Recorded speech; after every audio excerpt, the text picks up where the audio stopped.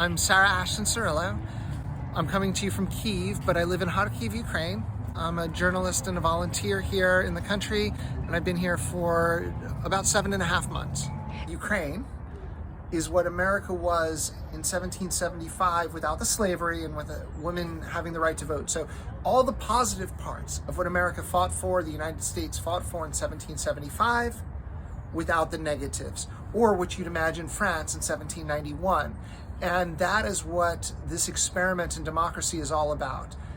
The chance to find a state birthing out of the dual pillars of liberty and freedom, and being able to sustain all of the individual beliefs and strengths that have made the great republics what they were.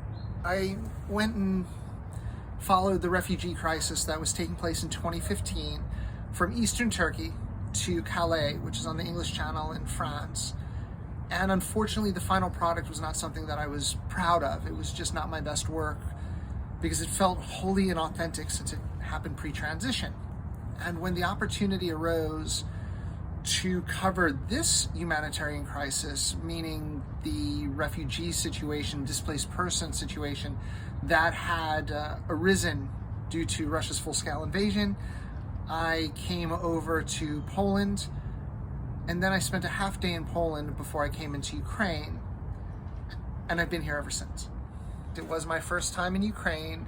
I'm originally from the United States. I was born in Florida, and I currently have lived in Vegas for on and off for 18 years, so I guess you can say I'm from Las Vegas.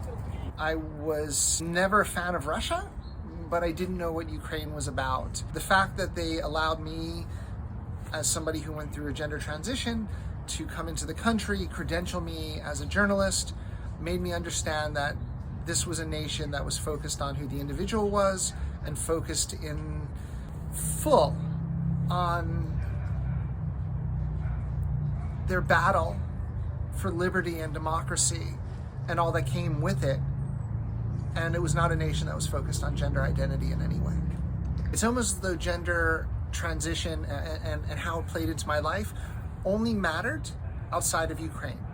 To the people of Ukraine, it was a non-issue, to the point of almost being strange at first, until I realized that was because everyone was solely focused on the fight for liberty and democracy and the efforts to drive out the Russian invaders. And they were more interested in what a person had to offer to the war effort versus what that person's identity was. And therefore, I've always felt it's been easier to be a transgender female here in Ukraine than it is in the United States. The people are so resilient here that the way they carry on their lives and the sacrifices they make to stay in this country and to fight for their land is the number one belief that I'll take, or number one remembrance that I'll take with me. The number one belief that I've learned here is the belief in self as part of the greater community. So you can be an individual and still be a great part of the fabric of a community, and those two aspects can coexist together. And too often in the modern world, we see that you have individuality and individualism without community. In other places, there's this enforced sense of community with the loss of individuality. But Ukraine has found, during this conflict, during this Russian invasion, a very potent mix in a positive way of both. We're at war, and there are people that are hungry, people that are cold, people that are unsheltered, and we can't ignore that. And I'm also concerned over the fact that the longer this war lasts, the greater likelihood there is of a creeping military-industrial complex taking hold in the nation. And that's something that needs to be avoided at any cost. And so those are the two biggest concerns that I have on my mind on a day-to-day basis, excluding the fact that we're at war and under attack from Russian terrorism. Too many journalists are just war profiteers with a softer title. If they're going to come and cover the war, they must do it holistically. They must tell the story of the frontline fighting, of the death from terrorism, along with the stories of rebuilding, along with the stories of sacrifice, along with the stories of the civilian aspects of it. Because if not, it becomes nothing but a real-time reality show about death and destruction and deprivation. So the line is there, but it can be overcome by creating a holistic approach to journalism where they are exploring multiple facets. We can take the emotions and translate them properly to the written word, or for those who are audiovisual journalists, to the screen. It's possible.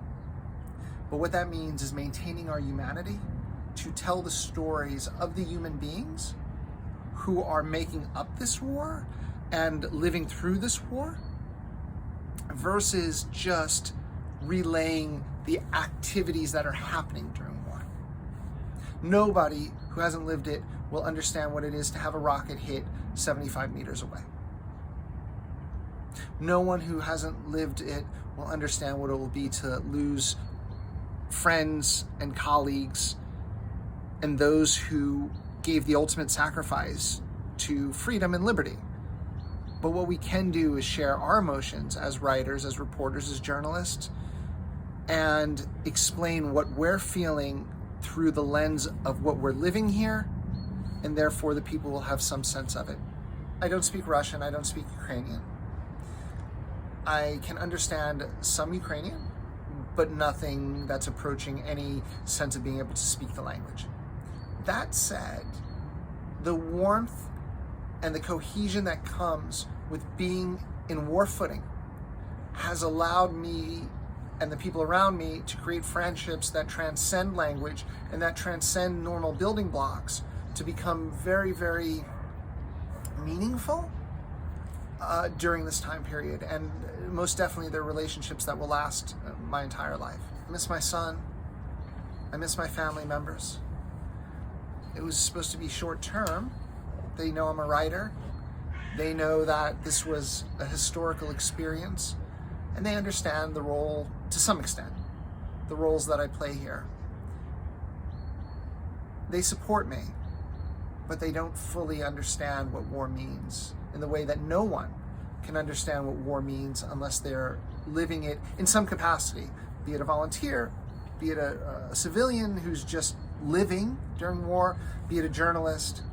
If you're not here experiencing it or have had experienced a war somewhere, it's hard to fathom what we go through. And so when I do speak to the people back in the United States, I often try to avoid discussing it because they just wouldn't understand it. I don't know anything anymore beyond this bubble that we live in war. But of course, I miss the things of my home. The ease of life, and not in the sense of, oh my gosh, they have an easy life, but the ease of life of knowing this is where you come from. And so, yes, I miss my son terribly, and I miss his other parent, and I miss those friends that I had pre-war. But every day that passes makes it seem a little bit hazier as to where my home is. And now I have to think that currently I live in Ukraine. I live in Kharkiv. Hey.